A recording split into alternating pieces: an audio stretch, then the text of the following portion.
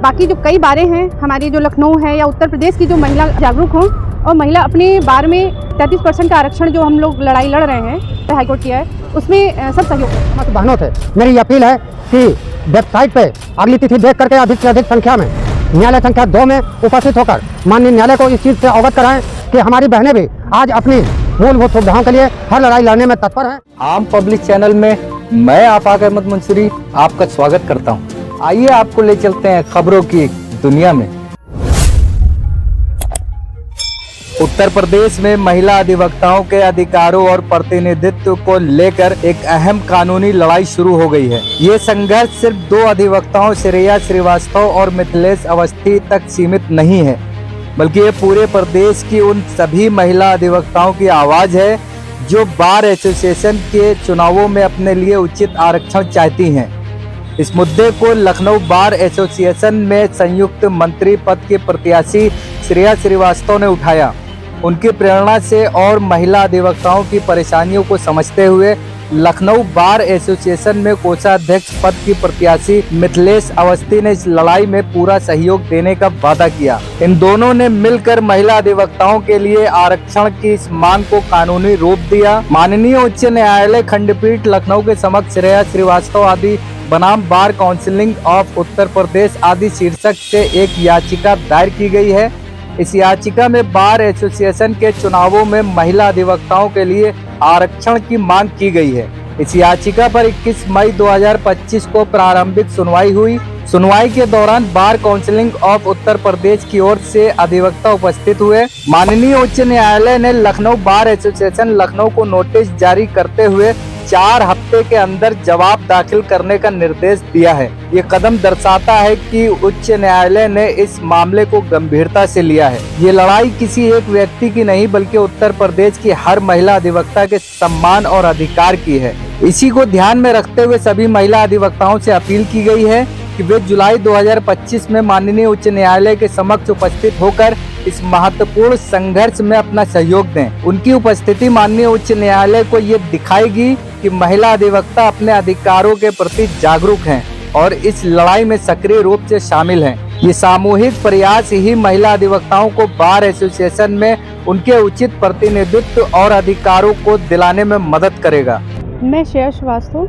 Ma'am, जिस तरह से जो है कचहरियों के अंदर महिलाओं की सुरक्षा की बात तो कही जाती है, वो कहीं ना कहीं लड़ने की भी कोशिश की जाती है, मगर जो है कहीं को जो सम्मान जो होता है वो कहीं ना कहीं नहीं मिल पाता है। अभी आपके ही साथी ने जो है लड़ाई लड़ने की कोशिश करी है, और क्या लगता है कि ये लड़ाई कहाँ तक जीतेंगे और कहाँ तक सफल रहेंगे, क्या कहना चाहेंगे? यहाँ तो हम लोग सफल रहेंगे, क्योंकि हम लोग महिला अधिवक्ताओं के लिए प्लस महिला अधिवक्ताओं के लिए भी हम लोग लड़ाई लड़ रहे हैं, जो कि हमारे यहाँ महिला अधिवक्ता का चैम्बर तक नहीं है, बाकी पोस्ट ऑफिस तक नहीं है हमारे यहाँ। कुछ महिलाएं हैं पोस्ट ऑफिस में लाइन में खड़ी होती हैं बहुत दूर जा कर के, और उनको लाइन में बहुत ज़्यादा तकलीफ़ भी होती है। इस तरीके से तो मैं तो सोचूंगी कि यहाँ पे मैं पोस्ट ऑफिस भी अपने लखनऊ बार में लेके आऊँ। सरकार से मैं यही करूँगी उम्मीद कि पोस्ट ऑफिस आए और स्वास्थ्य, हमारी जो स्वास्थ्य सुविधाएँ हैं हमें वो प्रोवाइड कराएँ। क्या अपील करना चाहेंगे और लोगों से? और बाकी जो कई बारें हैं हमारी, जो लखनऊ है या उत्तर प्रदेश की, जो महिला जागरूक हों और महिला अपने बार में 33% का आरक्षण जो हम लोग लड़ाई लड़ रहे हैं, सुप्रीम हाईकोर्ट और रूलिंग जो है हाईकोर्ट की है, उसमें सब सहयोग करें हमारा। मेरा नाम रजनीकांत दुबे।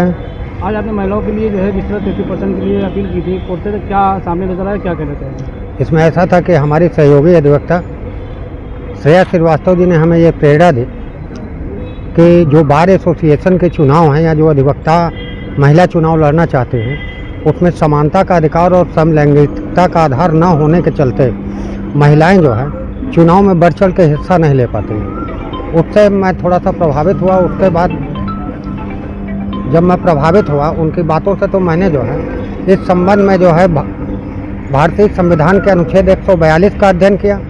142 के अनुच्छेद में मैंने पाया कि जो श्रेया श्रीवास्तव जी मुझसे बात कर रहे हैं वो बात उनकी अक्षरता सही है और कानून में माने जाने योग्य है।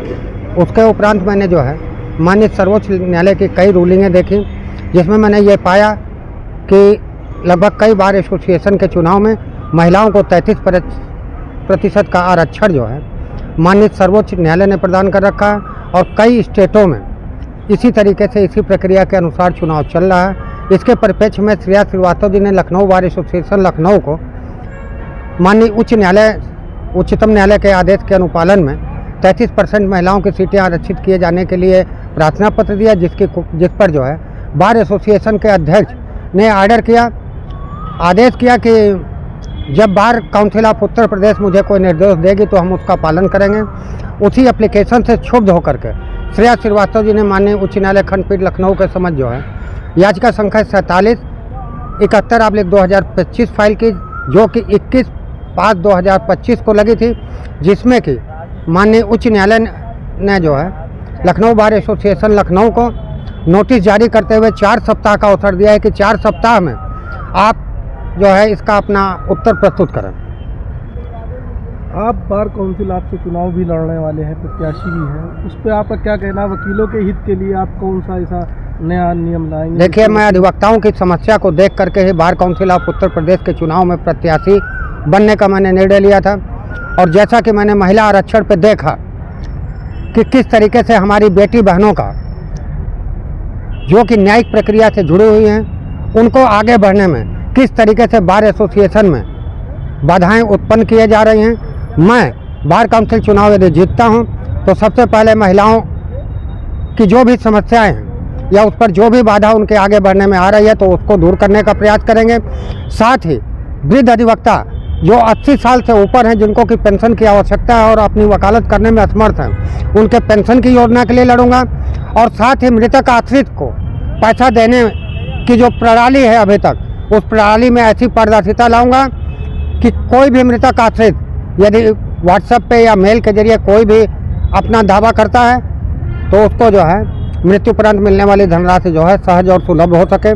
इसके अलावा युवाओं को कोशिश करूंगा कि जो है किताबों के लिए अन्य भत्ता या अन्य मानदेय जो है दिलाने की कोशिश करूंगा, जिससे कि वो इस व्यवसाय में आगे बढ़ सकें और बढ़ चढ़ के समाज के हर वर्ग को न्याय दिलाने में अपनी लड़ाई लड़ सकें। क्या अपील करना चाहेंगे महिलाओं से?